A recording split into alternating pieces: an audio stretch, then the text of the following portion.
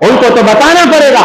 जो लिखा है उस इमाम ने जिसका नाम बसीरी है, और चादर वाला क्यों कहते हैं? इसलिए कहते हैं अल्लाह के महबूब बनफ्स नफीस अपने गुलामों के साथ इमाम बसीरी के पास आए और उनसे कहा, बसीरी जो कसीदा लिखा है पढ़ के सुना। और उन्हें कसीदा सुनाया। जो मुस्तफा ने चादर पहन रखी थी ना, वो चादर उतारी और इमाम बसीरी को देकर गए हैं, और उन्होंने अपने जिस्म से लगाया। वो चलने से आगे था, बिस्तर पे कमर लगी हुई थी। फजर की नमाज का टाइम हुआ तो बसीरी पांव से चलते हुए नमाज पढ़ने जाए। और एक बंदा कहता, बसीरी वो रात वाला कसीदा तो सुना। उन्होंने कहा, भाई कौन सा कसीदा? उन्होंने कहा, भोला मत बन, पर्दा मत डाल इस बात पे। जब हुजूर की बारगाह में तो सुना रहा था ना, हुजूर भी आए, अपने गुलाम भी उनके साथ थे, तो उस मजलिस के अंदर मैं भी मौजूद था।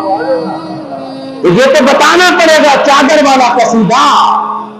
जो पढ़ेगा तो वो तो बता सकेगा कि हुजूर तशरीफ लाए और ये अलामत छोड़ कर गए। करम तो हो गया उनके, पांव से चल के गए, फारिज खत्म हो गई।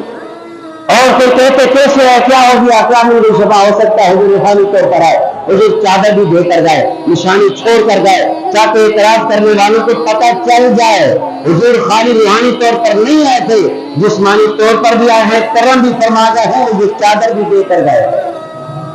इसलिए क़यामत तक उस नाम का खाली कसीदा नहीं होगा, कसीदा बुर्दा।